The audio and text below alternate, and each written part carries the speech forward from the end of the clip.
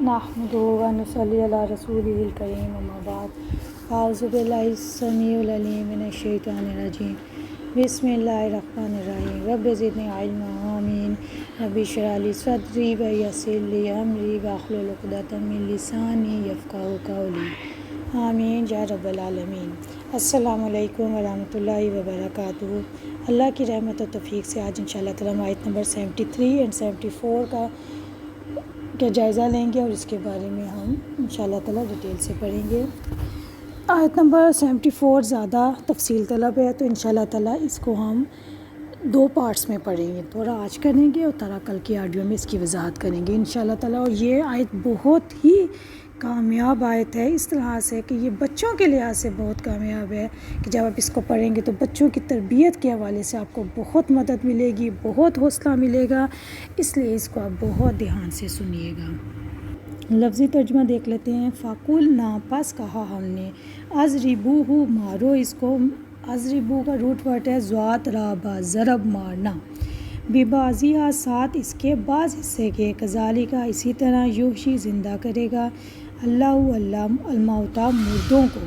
ویریکم اور وہ دکھاتا ہے تمہیں آیاتی اپنی نشانیاں، لعلکم تعقلون تاکہ تم تعقلون عقل سے کام لو، ثم پھر قست سخت ہو گئے، قلوبکم دل تمہارے، من بعد ذالک اس کے، فہی تو وہ کالحجارہ پتھروں کی طرح ہیں، او یا اشد زیادہ شدید، قسوہ سختی میں، وَإِنَّ اور بے شک من الحجارہ بعض پتھر، لما البتہ وہ ہیں جو یتفجر پھوٹ پڑتے ہیں، منہ ان سے الانہار نہریں، وَإِنَّ اور بے شک منہا کچھ ان میں سے، لما البتہ وہ ہیں جو یہ شقہ کو پھٹ جاتے ہیں، فیخرج پھر نکل آتا ہے، منہ ان میں سے الماء پانی، وَإِنَّ اور بے شک منہا کچھ ان میں سے ایسے ہیں، لما البتہ وہ ہیں جو یہبط گر پڑتے ہیں، من خشیاتی خوف سے اللہ کے، وما اور نہیں اللہ بغافلین غافل، اما اس سے تعملون جو تم عمل کرتے ہو۔ اب آیت نمبر 73 میں آپ دیکھیں کہ اللہ مردوں کو زندہ کرتا ہے تاکہ وہ تم کو اپنی نشانیاں دکھائے، تاکہ تم عقل سے کام لو۔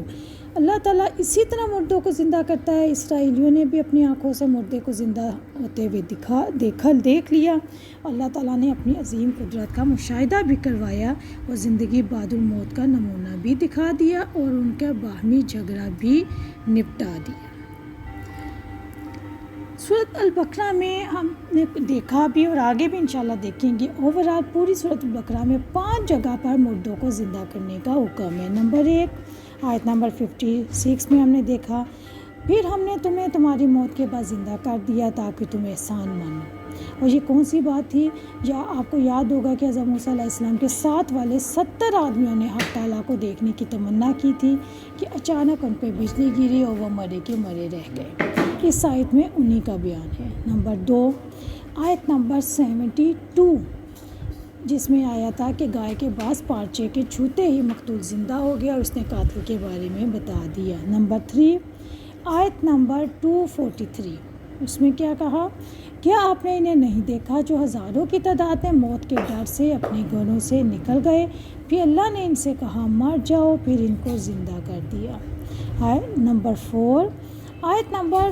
259 میں اللہ تعالیٰ نے فرمایا حق تعالیٰ نے حضرت عزیر کو اور ان کے گدھے کو مار کر زندہ کر دیا۔ نمبر 5 آیت نمبر 260 میں ہے کہ حضرت ابراہیم علیہ السلام نے 4 پرندوں کے ٹکڑے کر دیے، پھر اللہ پاک نے ان کو زندہ کر دیا۔ یہ 5 آیات میں زندگی بعد الموت کے نمونے دکھائے گئے کہ جب جسم گل سڑ جائیں گے تو پھر اللہ تعالیٰ ان کو دوبارہ زندہ کرنے پر قادر ہے۔ رسول اکرم صلی اللہ علیہ وسلم سے پوچھا گیا کہ اللہ تعالیٰ مردے کو کس طرح زندہ کرتا ہے، تو انہوں نے فرمایا کیا تم کبھی اس زمین سے گزرے ہو جہاں پہ خاک ہی خاک اڑ رہی ہو، کوئی پودا کوئی مٹی، کسی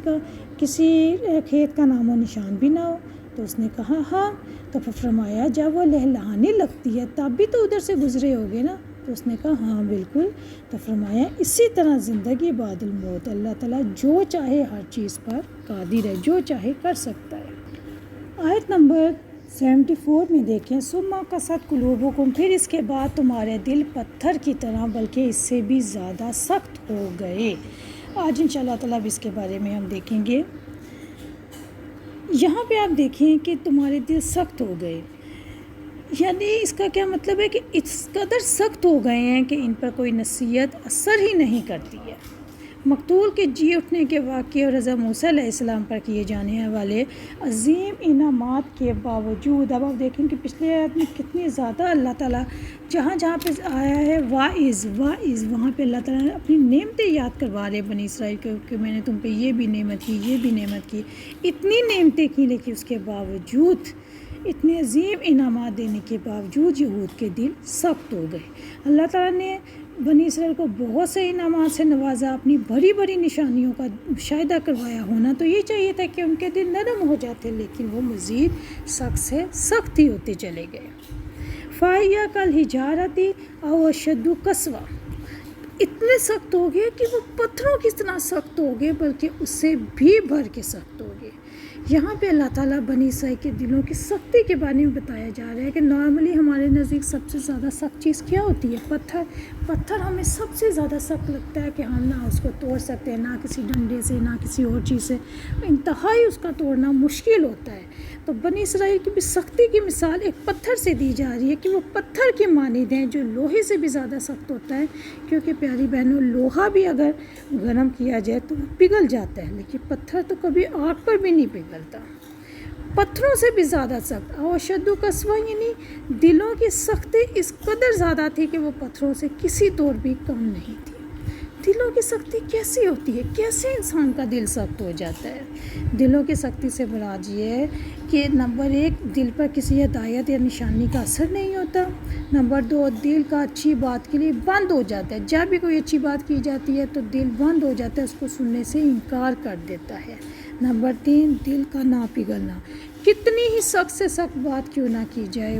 دل پگھلتا ہی نہیں ہے، دل پہ ڈر ہی نہیں آتا، آنکھوں میں پانی ہی نہیں آتا، دل کانپتا ہی نہیں ہے، اور نمبر 4 حق قبول کرنے کے لیے دل کا بند ہو جانا، جب بھی کوئی حق بات کی جاتی ہے دل کو بند کر لیا جاتا ہے کہ نہیں بھائی میاں تم اپنا رستہ لو، میں اپنا رستہ لیتا ہوں۔ دل جب سخت ہو جاتے ہیں آخر کیا وجہ ہے؟ کون سے ایسے اعمال ہمارے ہوتے ہیں جس کی وجہ سے دل سخت ہو جاتے ہیں؟ اس کے لیے ہم دیکھتے ہیں کچھ باتیں جن کی وجہ سے دل سخت ہو جاتے ہیں۔ جب انسان بہت زیادہ گناہ کرتے ہیں، مسلسل گناہ کرتے رہتے ہیں، مسلسل اللہ کی نافرمانیاں کرتے رہتے ہیں، تو شروع میں تو اللہ تعالیٰ ان کو بار بار ان کی رسی کھینچتے ہیں، ان کو آزمائشیں دیتے ہیں، ان کو تکلیفیں دیتے ہیں کہ میرا بندہ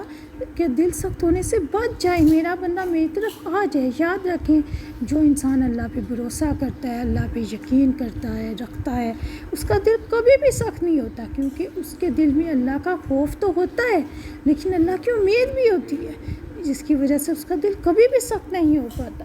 لیکن جب انسان مسلسل گناہ کرتا جاتا ہے تو ایک وقت ایسا آتا ہے کہ اللہ تعالیٰ اس انسان کو اس کے حال پر چھوڑ جاتے ہیں، اس کے حال پہ چھوڑ دیتے ہیں اور اس کو اس سرکشی میں زیادہ کر دیتے ہیں۔ یہ مطلب نہیں کہ اللہ تعالیٰ گناہوں میں بھرا دیتے ہیں، وہ خود اتنا نافرمان ہو جاتا ہے کہ پھر اللہ تعالیٰ اس کی طرف نظر کرم ڈالنا ہی چھوڑ دیتے ہیں۔ استغفر اللہ۔ اسی طرح جب اللہ تعالیٰ کی عظمت کا احساس باقی نہیں رہتا، اللہ تعالیٰ کی بڑائی دل میں موجود نہیں رہتی، اللہ تعالیٰ کی حکمتیں، اللہ تعالیٰ کی نعمتوں پہ ہماری نظر نہیں جاتی اور اللہ تعالیٰ کی یاد ہمارے دل سے نکل جاتی ہے، دنیا میں اتنے مصروف ہو جاتے ہیں، اتنے زیادہ بزی ہو جاتے ہیں کہ اللہ تعالیٰ کے لیے، اللہ تعالیٰ کو نعمتوں پہ غور و فکر کرنے، اللہ کے سامنے سر جھکانے، سجدہ تب کرنے کی توفیق نہیں رہتی۔ اس کا مطلب ہے کہ اللہ کی یاد ہمارے دل سے بالکل نکل جاتی ہے۔ یہ بھی ایسی سٹیج ہوتی ہے کہ جب انسان کا دل سخت ہو جاتا ہے۔ اسی طرح جب قیامت کے دن اور حساب کتاب کا احساس نہیں رہتا انسان میں، جب دنیا کے جھمیلوں میں، دنیا کے جھگڑوں میں اس قدر مصروف ہو جاتا ہے، اس کو پتہ ہی نہیں ہوتا کہ میں جو کچھ آج کر رہا ہوں، آج کے منٹ منٹ کا میں نے اللہ کے حساب دینا ہے۔ اللہ تعالیٰ پوچھے گا کہ تم نے اپنی زندگی کا ایک ایک لمحہ میری عبادت میں لگایا، میرے دیے گئے کاموں میں لگایا، یہ دنیا کے فضول اور شیطان کی طرف دیے گئے کاموں میں لگایا؟ ایک ایک منٹ کا حساب ہوگا۔ جب انسان اس بات کو بھول جاتا ہے پھر وہ وقت بھی زیادہ ضائع کرتا ہے اور وہ قیامت کے دن کو بھی بھول جاتا ہے اور اس بات کو بھی بھول جاتا ہے، تو پھر یقیناً اس کا دل سخت ہو جاتا ہے۔ اور اسی طرح جب وہ اپنی غلطی کا احساس نہیں کرتا، یعنی وہ اپنی غلطیوں کو لوگوں کے سروں پہ ڈالنا شروع کر دیتا ہے، اس کے دل میں کسی بھی اسے غلطی کا احساس نہیں ہوتا کہ کہیں میں اللہ کی نافرمانی تو نہیں کر رہا، کہیں میں کوئی گناہ کا کام تو نہیں کر رہا، اور اپنی غلطیوں کو وہ دوسروں میں دیکھتا ہے۔ جب اس کو پوائنٹ آؤٹ کیا جاتا ہے کہ بھئی یہ تم نے یہ غلطی کی ہے، آئندہ ایسے نہ کرو، یہ گناہ نہ کرو، تو وہ کہتا ہے تم کون ہوتے ہو مجھے کہنے والے، تم اپنے گریبان میں تو دیکھو، تم اپنی طرف تو دیکھو، تم بھی تو یہی کرتے ہو، تم نے بھی تو تب یہ کیا تھا۔ وہ فوراً دوسروں کے پیچھے پڑ جاتا ہے اور اس کے اوپر الزام تراشنے لگ جاتا ہے، اپنی طرف نظر نہیں ڈالتا۔ حالانکہ یاد رکھیں کہ جب ایک انگلی دوسروں کی طرف اٹھتی ہے تو 4 انگلیاں ہماری اپنی طرف اٹھتی ہیں، لیکن انسان جب یہ بھول جاتا ہے تب اس کا دل سخت ہو جاتا ہے۔ رب العزت نے دل کی سختی کے بارے میں فرمایا، سورۃ مائدہ آیت نمبر 13، فَبِمَا نَقْضِهِمْ مِيثَاقَهُمْ لَعَنَّهُمْ وَجَعَلْنَا قُلُوبَهُمْ قَاسِيَةً، چنانچہ ان کے اپنا معاہدہ توڑنے کی وجہ سے ہم نے ان پر لعنت کی اور ہم نے ان کے دلوں کو سخت کر دیا۔